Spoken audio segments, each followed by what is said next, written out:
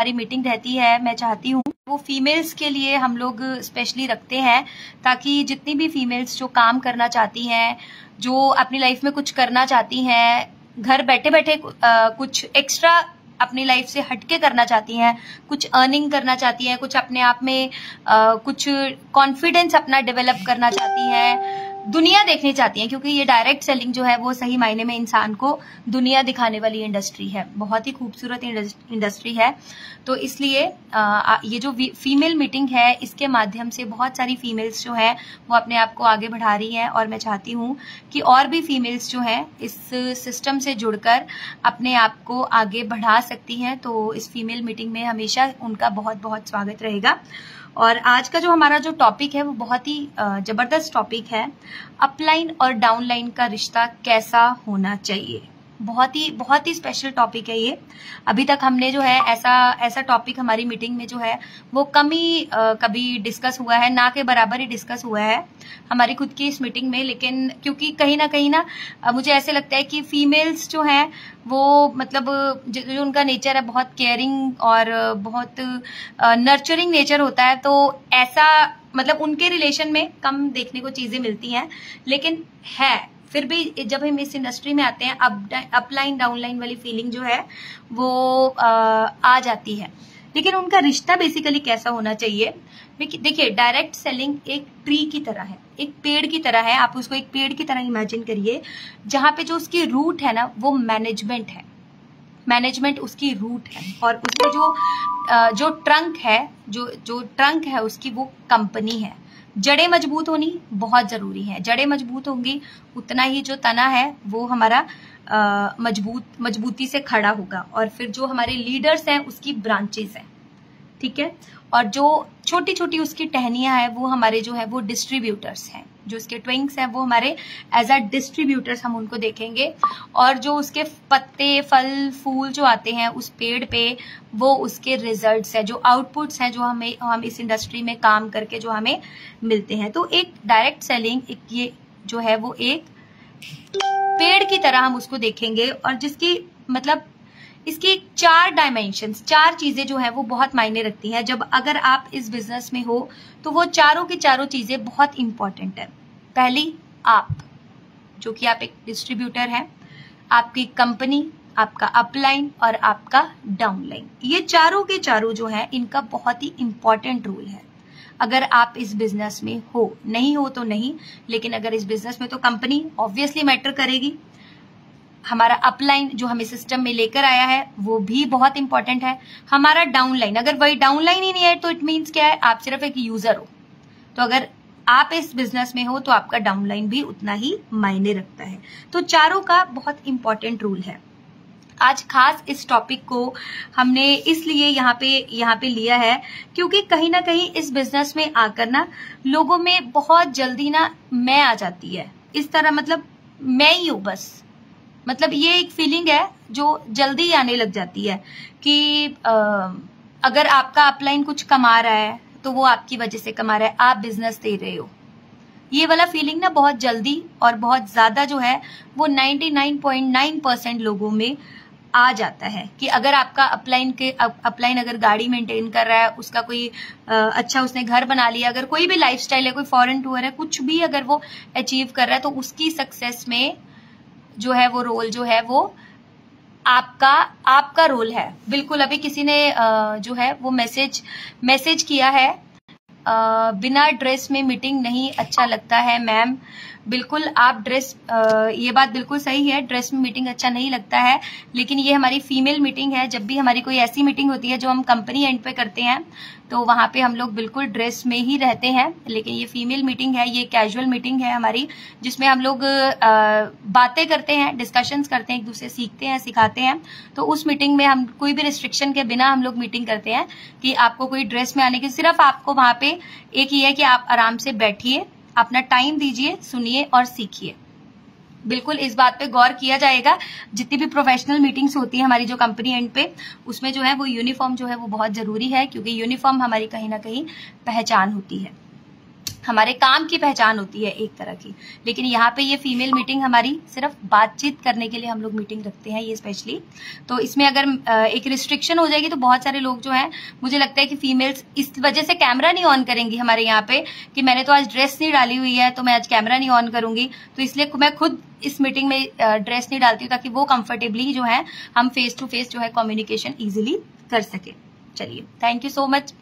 आपने कमेंट किया और हमने उसको जो है आपको रिप्लाई करना जरूरी समझा, क्योंकि बहुत सारे लोग जो हैं आपका मैसेज सुनेंगे लेकिन रिप्लाई जो है वो अपने मन से बनाएंगे, तो रिप्लाई देना यहाँ पे जरूरी था। तो जैसे कि हम लोग बात कर रहे थे कि जब भी कोई भी इंसान इस बिजनेस में आता है ना तो बहुत जल्दी उसमें ना मैं आ जाती है कि मैं कर रहा हूं तो इसीलिए मेरे अपलाइन को पैसा आ रहा है, मैं कर रहा हूं तो मतलब ये वाला फीलिंग ना बहुत जबरदस्त तरीके से आता है। तो क्या ये सोच सही है अपलाइन के लिए और डाउनलाइन दोनों के पॉइंट ऑफ व्यू से? क्या ये सोच सही है? हमें दोनों का पॉइंट ऑफ व्यू जो है वो यहाँ पे समझना है। ये जो बिजनेस है ना, ये एक टीम वर्क का बिजनेस है जिसमें हमें एक दूसरे का साथ देते हुए आगे बढ़ना है। तो ये जो हमारा बिजनेस है बहुत ही ब्यूटीफुल बिजनेस है, और जिसमें अपलाइन कौन होता है? हमें जो इस इंडस्ट्री में लेके आता है, जो हमें स्पॉन्सर करता है। पहला हमारा जो अपलाइन है जो हमें स्पॉन्सर करता है, लेकिन सिर्फ अपलाइन अकेला वही नहीं होता जो हमें स्पॉन्सर करता है। उसके ऊपर जो जितने भी एक्टिव लोग हैं हमारे ऊपर, वो सभी हमारे अपलाइंस ऑटोमेटिकली हो जाते हैं, जो एक्टिवली काम कर रहे हैं, जो हमें डायरेक्शन देंगे, जो हमारे हेल्पलाइन बनेंगे। अपलाइंस बेसिकली हमारे अपलाइन नहीं हेल्पलाइन होते हैं। जिस तरह से हमें कोई भी प्रॉब्लम आती है, आज आप यहाँ बैठे हैं, आपके मन में कोई भी बात आती है तो पहले आप क्या करते हैं, आप गूगल पे सर्च मारते हैं, अपने सवाल को लेकर गूगल पे जाते हैं, तो गूगल वहां पे क्या है? हमारा हेल्पलाइन है। ऐसे ही हम लोग इस बिजनेस पे जब भी हमें कहीं पे भी कुछ होता है तो सबसे पहले हम किसको याद करते हैं? अपने हेल्पलाइन को। इट मीन्स अपने अपलाइन को यहाँ पे याद करते हैं, उसको कॉल करके अपनी क्वेरीज को हैंडल करते हैं। तो वो लोग, जो सभी लोग जो आपके लाइन ऑफ स्पॉन्सर होते हैं, लाइन ऑफ स्पॉन्सर में आते हैं, वे सभी आपके अपलाइन होते हैं। सिर्फ ज्वाइनिंग करवाने वाला पर्सन ही, जो भी सीनियर लोग हैं जो आपके ऊपर काम कर रहे हैं, वो सभी लोग इसमें आपकी मदद करते हैं। और वो जो अपलाइंस होते हैं ना, वो हमारे वेल विशर्स होते हैं। तो ये एक 2 वे रिलेशनशिप है। इसमें क्या है कि हमें हमेशा सीखने के लिए तैयार रहना है, लेकिन हमें अपने अपलाइन के साथ रिलेशन बना के रखना है। अगर हम लोग अपने अपलाइन के साथ रिलेशन बना के रखेंगे ना, तो हमारा जो अपलाइन है ना, वो ऑटोमेटिकली हमारे पे ध्यान देगा। अगर हम देखिए, आप अकेले डाउनलाइन नहीं है, आपके अपलाइन के साथ अपलाइन के पास बहुत सारे डाउनलाइंस हैं। लेकिन ये 2 वे रिलेशनशिप कैसे बनेगा? जब आप अपने अपलाइन के साथ प्रॉपर संपर्क बना के रखेंगे, आप उनके साथ बातचीत करेंगे, आप जब उनको याद रखेंगे, उनकी बातों को अप्लाई करेंगे, तो वो ऑटोमेटिकली उनका जो फोकस है, उनका जो ध्यान है, वो आप पे आएगा, ऑटो मोड में आएगा। एक अच्छा अपलाइन पाने के लिए हमें एक अच्छा डाउनलाइन भी बनना पड़ेगा। अगर हम लोग अच्छा अपलाइन तभी पा सकते हैं अगर हम लोग अच्छे डाउनलाइन बनेंगे। एक खराब अपलाइन होता है ना, हम किसको बोलते हैं खराब अपलाइन? खराब अपलाइन हमेशा खराब डाउनलाइन का ही होता है। कभी भी ऐसा नहीं होता है कि मतलब कि आपका जो अपलाइन, हम लोग अपलाइन को तभी खराब बोलेंगे जब जो डाउनलाइन है वो खुद खराब होता है। जब हमारी सोच नेगेटिव है तो हमें अपलाइन की सोच में भी नेगेटिविटी नजर आएगी ही आएगी। अपलाइन से ना लोग ज्यादा एक्सपेक्ट करते हैं। एक्सपेक्टेशंस क्या होती हैं? वो खुद ही हमारे नीचे काम करने वाला बंदा लगा दे, हमारे नीचे ऐसी आईडी लगा दे जो ऑटो मोड में काम देती रहे। हमें ऐसे मतलब और ही तरह की हम लोग अपलाइन से एक्सपेक्टेशंस रखते हैं। तो वो हमें अपने आप ही जो है, वो बंदा जो है अपलाइन हमें हमारी नेगेटिव एक्सपेक्टेशंस की वजह से, गलत एक्सपेक्टेशंस की वजह से, हमें बहुत सारे कारण होते हैं, सिर्फ एक नहीं, हमें जो हमारा अपलाइन है कहीं ना कहीं खराब लगने लग जाता है। तो आपको अपने अपलाइन से जो है वो अच्छे रिलेशन बना के रखने होंगे। अगर आप अपने डाउनलाइन से अच्छे रिलेशन बनाना चाहते हैं ना, तो आपको अपने अपलाइन से भी अच्छे रिलेशन बना के रखने होंगे। क्यों? क्योंकि ये डुप्लीकेसी का बिजनेस है। जो आप करोगे वही आपके लोग करेंगे। अगर आपका रिलेशन खराब होगा तो आपके डाउनलाइन का भी रिलेशन जो है वो आगे जाके वो आपसे खराब होगा। जो वो अपलाइन जो आपने बनना है, ठीक है, मतलब कुछ क्वालिटीज है यहाँ पे अपलाइन की, लेकिन वो अपलाइन अब मैं जब आप कुछ पॉइंट्स बोलूंगी, कुछ क्वालिटीज बोलूंगी अपलाइन की, अब आप सोचेंगे कि नहीं शायद मैम ये क्वालिटीज, ये जो क्वालिटी ना आप अपने अपलाइन में ढूंढनी शुरू करोगे, जो मैं अभी बोलूंगी क्या उसमें है? नहीं। यहाँ पे आपको क्या करना है, वो क्वालिटी अपने आप में देखनी है कि आप में वो क्वालिटी है अपने डाउनलाइन के लिए। यहाँ पे आपने उस क्वालिटी को सबसे पहले चेक करना है। अपलाइन कैसा होना चाहिए? ऑनेस्ट होना चाहिए, एथिकल होना चाहिए। मैं ये यहाँ पे ये नहीं कह रही कि आप अपने अपलाइन में ये क्वालिटी ढूंढो, आपने ये क्वालिटी अपने आप में देखनी है अपने डाउनलाइन के लिए। क्या आपका डाउनलाइन आपको तभी मानेगा जब आप में वो क्वालिटीज हैं, आप में आप एथिकल हैं, आप ऑनेस्ट हैं। अपलाइन ऐसा होना चाहिए जिससे इंकरेजमेंट मिले नीचे काम करने वाले नीचे डाउनलाइन को, जो हमेशा उसको इंस्पायर करे, जो उसको मोटिवेट करे, जो उसको एम्पावर करे। ये अपलाइन का मेजर रोल होता है एक अपनी डाउनलाइन के लिए। उसको अंडरस्टैंड करे, अगर गलती हो जाती है तो उसको फॉरगिविंग नेचर भी हो साथ में। कंपनी के लिए लॉयल होना चाहिए जो अपलाइन है, वो डाउनलाइन के लिए लॉयल होना चाहिए। उसका जो बिहेवियर है वो ऐसा नहीं होना चाहिए कि एक के लिए फेवरेट, कोई एक ही हमारा फेवरेट हो, ऐसा नहीं। सबके लिए इक्वालिटी का होना चाहिए। उनकी स्ट्रेंथ वीकनेस को समझ के उनको गाइड करे। जो अपलाइन का एक ये बहुत बड़ा रोल होता है कि अपने डाउनलाइन की क्या स्ट्रेंथ है, क्या कमजोरी है, उसको समझ के उनको गाइड करना। खुद का एग्जाम्पल सेट करके दिखाना अपलाइन को, ताकि क्योंकि ये डुप्लीकेसी का बिजनेस है, जो हम सेट करेंगे एग्जाम्पल वही ऑटो मोड में डाउनलाइन करेगी। अगर हमारा नेचर कंप्लेनिंग होगा, अगर हम लोग कंप्लेनिंग होंगे, आप देखिए आपकी टीम भी कंप्लेनिंग होगी। ये होता ही होता है। जिस तरह का अपलाइन होता है उसी तरह के अपलाइन अग्रेसिव है, डाउनलाइन भी अग्रेसिव होगा। अपलाइन जो है वो अपने मस्ती में अपने आप से काम करने में, तो डाउनलाइन भी आपको वैसे मिलेंगे। ये पता नहीं ये ईश्वर का ये है मतलब बना हुआ है कि ये डायरेक्ट सेलिंग में ही ऐसे है कि ज्यादातर आपको आपके अपलाइन जैसी सोच वाले ही ज्यादातर डाउनलाइन जो है वो मिलेंगे।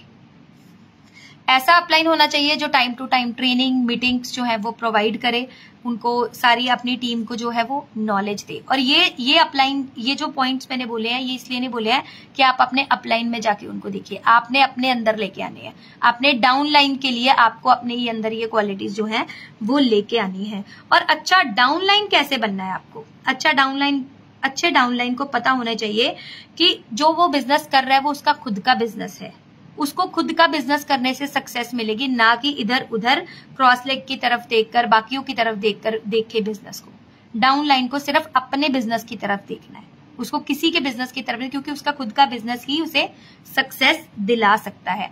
एक डाउनलाइन को अच्छा लिसनर भी होना चाहिए और एक अच्छा लर्न, तब अगर लिसनर होगा तो वो लर्नर भी होगा, तब वो सीखेगा भी। अनएथिकल सपोर्ट के लिए डाउनलाइन को अपलाइन से एक्सपेक्टेशंस जो है वो नहीं करनी चाहिए, नहीं डिमांड करनी चाहिए। अगर वो डिमांड करेगा कहीं ना कहीं जो है, जैसा कि अभी होता ही ऐसे है कि अगर जो आप करोगे वही आपके आगे डाउनलाइंस और भी करते रहेंगे, आपके साथ भी लोग वही चीज करेंगे। हमें ये समझना होगा कि हम अकेले डाउनलाइन नहीं है, आपके अपलाइन के पास बहुत सारे लोग हैं जिनको उनको औरों को भी देखना है। हमें अपने अपलाइन को रिस्पेक्ट करना है हमेशा, चाहे वो हमसे आगे ही चाहे हम उनसे आगे निकल जाए, इवन देन हमें उनको हमेशा रिस्पेक्ट देनी है।